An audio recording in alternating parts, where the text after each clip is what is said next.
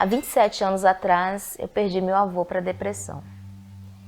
Ele procurou médico, quando surgiram os sintomas, foi diagnosticado e passou a ser tratado com antidepressivo.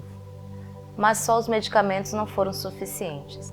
Há 27 anos atrás não se ouvia falar de depressão, não era algo conhecido como é hoje em dia. Não havia tratamentos psicológicos, Se havia também, a família não tomou ciência.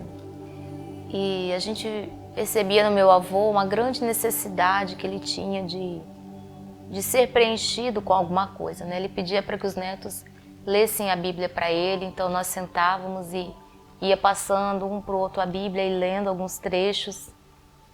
Mas assim, nós não éramos o apoio que ele necessitava, ele precisava de algo a mais.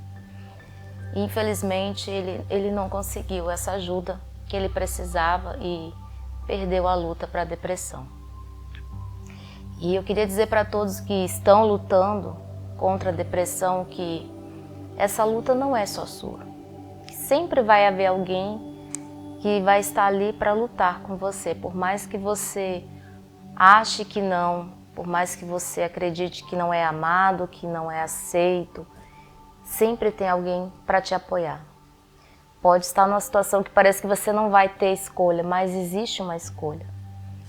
A família sofre tanto quanto a pessoa que está passando pela depressão e muito mais quando essa luta chega ao fim. O sofrimento é ainda maior porque vem em nós aquele sentimento de incapacidade. Eu não conseguia ajudar. Na época eu ainda estava no início da minha adolescência, na pré-adolescência, mas conforme os anos foram passando, esse sentimento ele acabou crescendo, aquele sentimento de que, poxa, eu podia ter feito algo a mais, alguém poderia ter feito. Então, se você está passando por essa situação, busque ajuda. Não ache que você não tem escolha, sempre tem um caminho, sempre vai haver uma outra opção para você e com certeza sempre tem alguém que te ama muito, lutando por você, está disposto a lutar e te ajudar a sair dessa situação. Filho, onde você está, meu filho?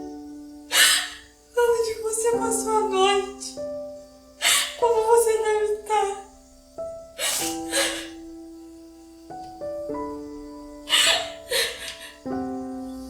Não fica assim, Josi.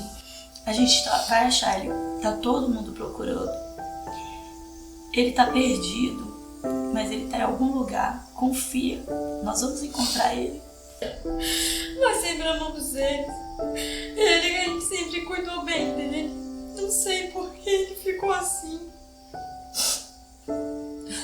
Onde você está, meu filho?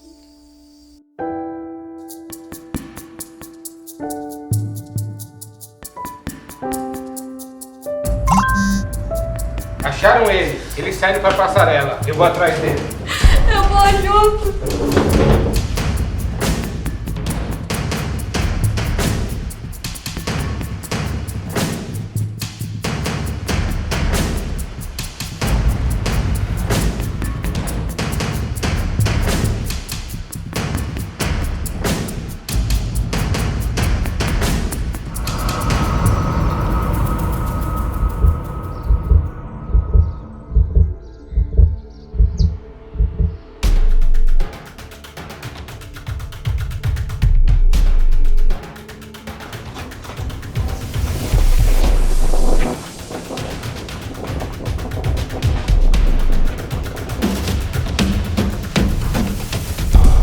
Gustavo! Me deixa!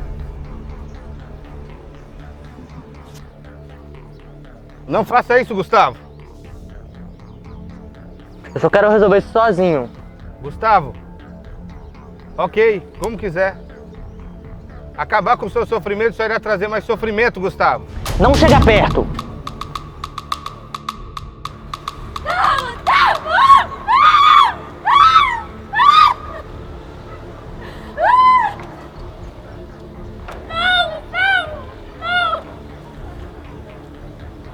Gustavo! Sua mãe e seus amigos te amam, Gustavo. Não faça isso, Gustavo. Não faz isso, Gustavo! Nós te amamos, não faz isso! Eu só quero resolver isso sozinho, só foi o único jeito que eu arrumei. Gustavo, essa não é a solução, Gustavo. Vamos pensar, Gustavo. Não é o caminho, Gustavo. Eu só tô cansado. Eu sei que você tá cansado, Gustavo. Eu já passei por isso, eu sei como que é o sofrimento. Deixa eu conversar com você um pouquinho. Eu não sei mais o que eu faço, eu já tentei de tudo. Gustavo, não é o caminho, Gustavo. A gente tá te procurando, Gustavo, desde ontem. Vamos conversar um pouquinho. Vamos conversar e depois que a gente conversar, se você não mudar o seu pensamento, eu te trago de volta aqui. Esse não é o caminho, Gustavo. Eu posso confiar em você? Pode confiar. Não faça isso, você só vai trazer sofrimento para sua família, Gustavo. Eu vou sentar aqui, Gustavo. Senta pra gente bater um papo. Você tá cansado. Você saiu ontem de Eu casa. já não sei mais o que eu faço. Vamos conversar, Gustavo. Afinal, você deve estar com fome. Você saiu ontem de casa. Se matar de barriga vazia é sacanagem, né, Gustavo? Senta aqui do meu lado, Gustavo. Vamos conversar? Depois que a gente conversar, você toma a decisão que você quiser. Não, Gustavo, não, não! Vamos sair pra tomar um café? Depois que a gente conversar, você toma a decisão que você quiser. Tem certeza? Absoluta. Te dou minha palavra, eu te trago aqui de volta. Só te peço, vamos tomar um café? Vamos pôr essa cabeça no lugar?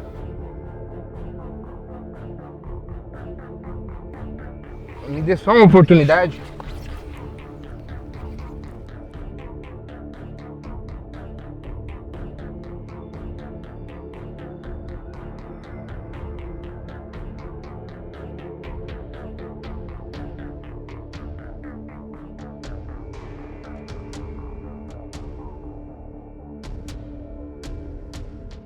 Meu nome é Tainara e em 2019 eu fui diagnosticada com ansiedade e depressão. Os sintomas começaram a aparecer nos meados de 2018, final do ano, mas eu só fui descobrir o diagnóstico em 2019 após uma colega de trabalho notar os sintomas. Eu me recusava a aceitar o diagnóstico por conta de eu ser cristã, fui nascida e criada na igreja, muito envolvida nos trabalhos da igreja, então eu achava que aquilo era falta de Deus, quando as pessoas falavam que tinha depressão, ansiedade, e eu tive que passar a sentir na pele para me entender que não é assim que funciona. Naquela época, minha vida era um ciclo que se resumia a acordar, fingir que estava bem, dormir. Acordar, fingir que estava bem e dormir. E durante um desses dias eu tive uma crise, né? E minha colega teve conversas mais profundas comigo e me passou contato da psicóloga. E eu, no desespero, resolvi mandar mensagem para ela.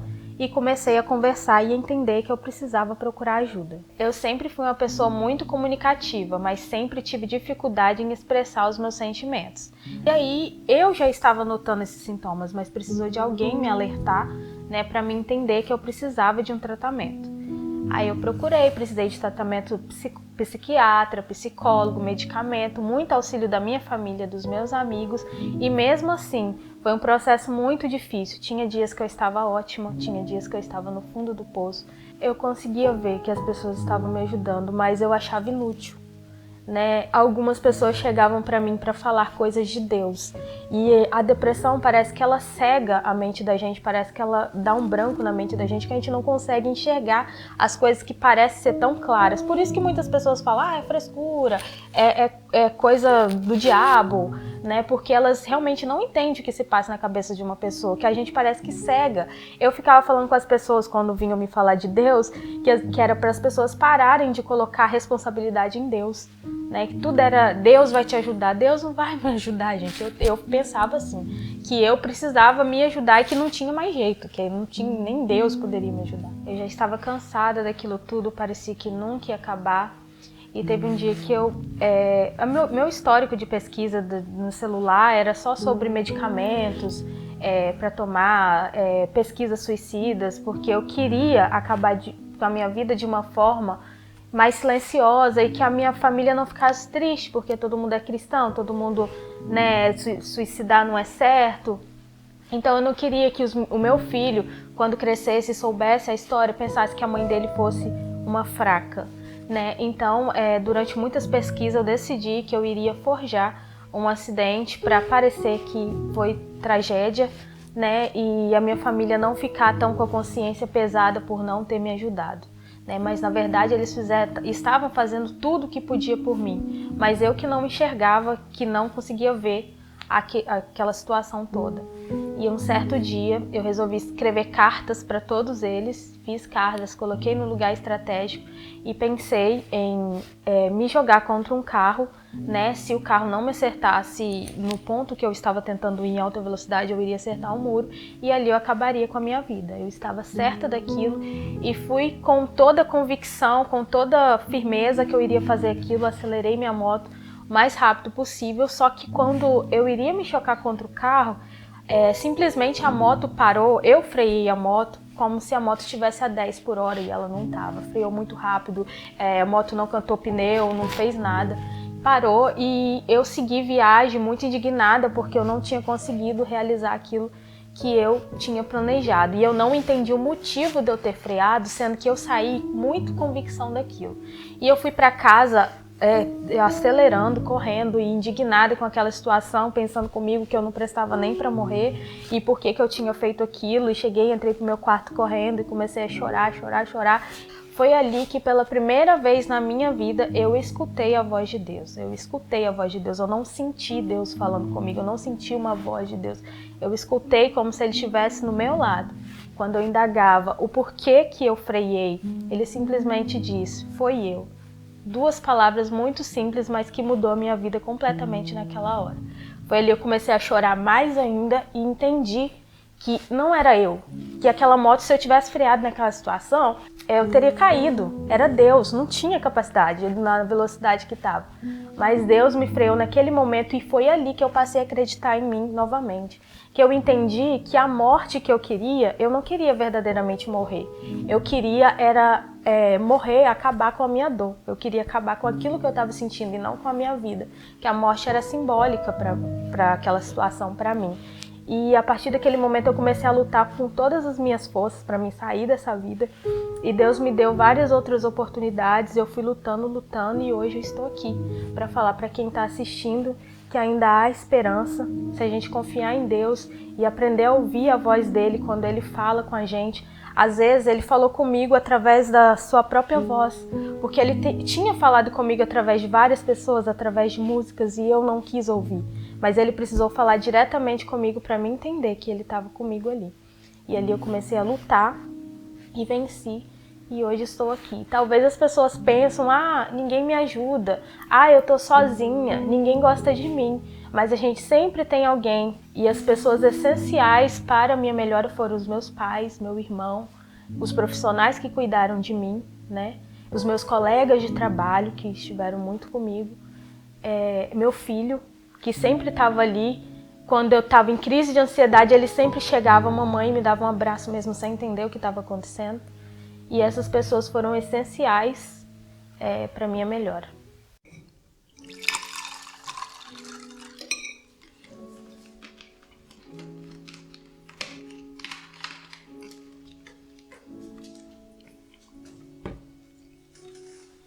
Gustavo, eu te disse que eu passei por isso, não para você desistir. Na verdade, eu imagino, eu passei pelo que você está passando. É claro que talvez a sua dor seja diferente da minha, mas o resultado seria o mesmo. Eu vou resumir para você entender que há solução. Muitas vezes a gente acha que não tem jeito, que esse é o caminho. Um tempo atrás, logo aos meus 17 para 18 anos, eu conheci algo que mudou a minha vida.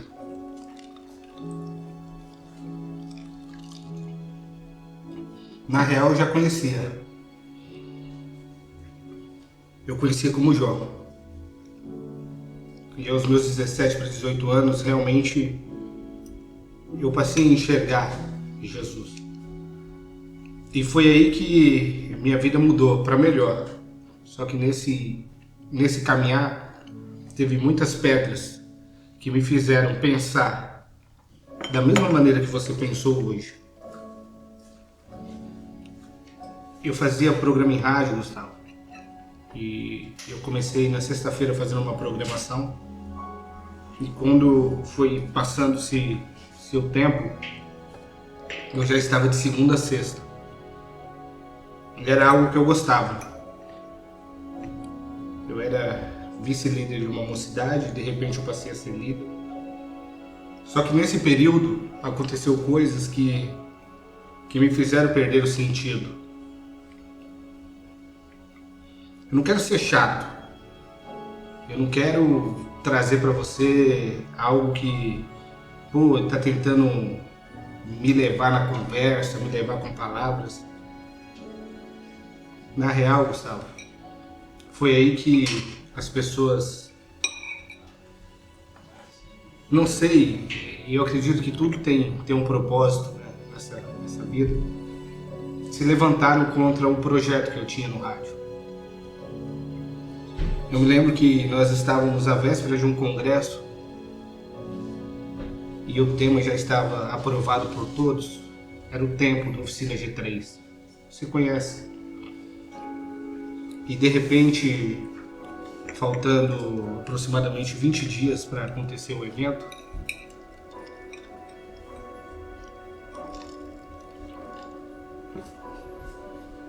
alguns irmãos se levantaram e falaram com a direção da igreja que não poderia acontecer esse evento, que eu estava sendo usado pelo diabo, está trazendo confusão, está acabando com o ministério. E foi aí que eu fui impedido de fazer o que eu mais gostava, que era a programação na rádio. Eu cheguei num ponto, Gustavo, que quando eu escutava o rádio, em casa desde pequeno, minha mãe sempre ouviu o rádio, e eu sempre acompanhava juntamente com ela. Se eu escutasse o rádio ligado, aquilo parecia que minha cabeça ia estourar. Aquilo me dava uma agonia tão grande que a vontade era enfiar a cabeça em qualquer lugar que não ouvisse som. Eu não queria ouvir mais som. Parecia que não tinha fim. Era o rádio começar, podia ser qualquer programação evangélica. E foi o período mais difícil que eu passei. Só que o que fez piorar foi quando eu tomei a decisão igual você, de me afastar e me isolar de pessoas que são importantes e que queriam o meu bem. Certo dia eu não tinha forças mais. E eu falei com Deus que eu queria acabar com aquela agonia. E minha casa lá em São Paulo, ela no segundo, tem um térreo no segundo andar. Eu subi na grade e quando eu estava prestes a passar o corpo para o outro lado, eu pensei, a solução chegou para mim. Só que quando eu segurei na grade e eu fui passar meu corpo, mais ou menos parecido com o que você ia fazer.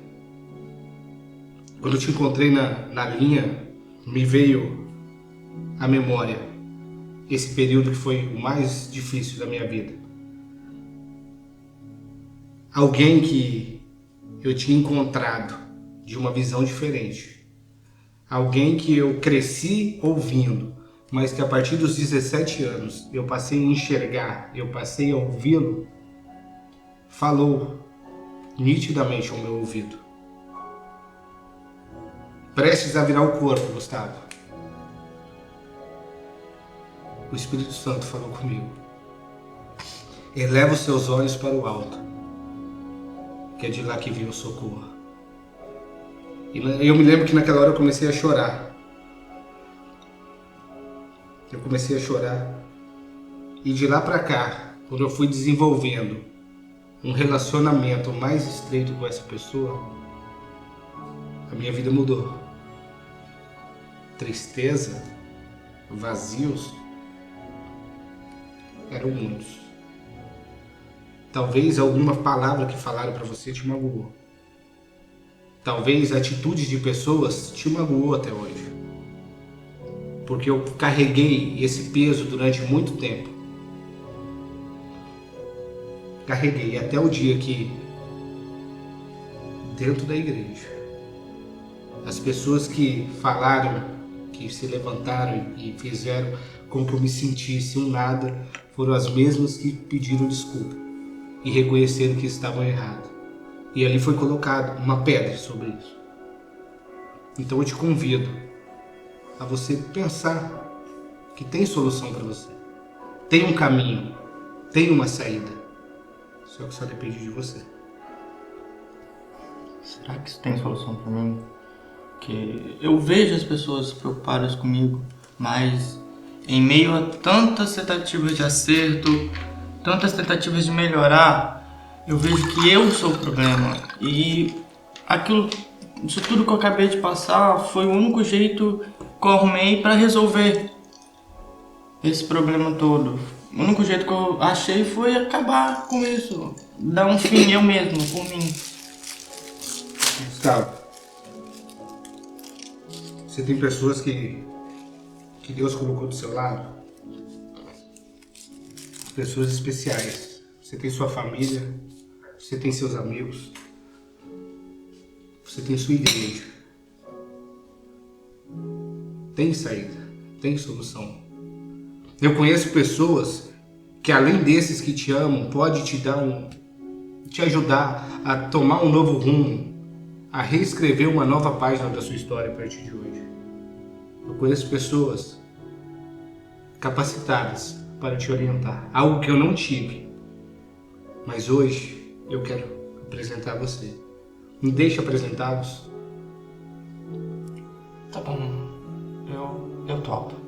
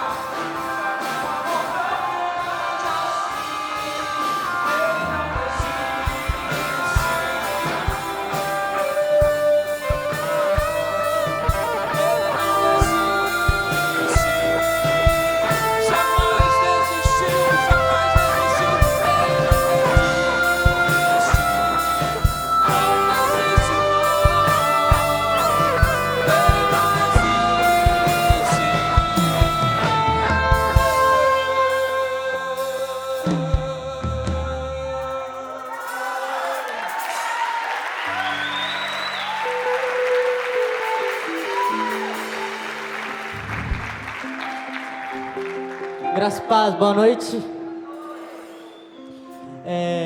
Ao decorrer desse vídeo, eu pensei muito bem em se eu ia falar alguma coisa não. Pode se sentar. Isso não estava programado. Acabei pegando todo mundo de surpresa. Eu vim aqui dizer que, por muitas das vezes, nós podemos nos achar fracos, podemos achar que não vamos conseguir ser aquilo que nós sempre quisermos. A gente sempre planejou que seria algo na infância e você se vê com uma certa idade e fala: meu Deus, eu não consegui nada. Será que eu vou ser alguém um dia? Eu tô aqui nessa noite para te dizer que você é exatamente aquilo que Deus quer na sua vida. Deus tem um plano certo para a sua vida. E se você está aqui nessa noite é porque Ele quis. Esse foi o plano dEle. Por muitos dias você se perguntou: o que eu vou fazer da minha vida? Por que Deus nunca disse nada para mim? Por que Deus nunca disse nada diretamente para mim? Você queria a resposta? Você queria que Deus falasse com você? Muito bem. Hoje é o dia. Hoje é o dia que Deus separou para dizer para você que Ele está contigo. Hoje é o dia que Deus separou para dizer para você que Ele sempre esteve contigo e sempre esteve ao seu lado, até mesmo quando você imaginou que ninguém estaria do seu lado. Deus tem um projeto na sua vida e você sabe disso. Lembre-se, Ele não desiste de você. Agradeça a oportunidade.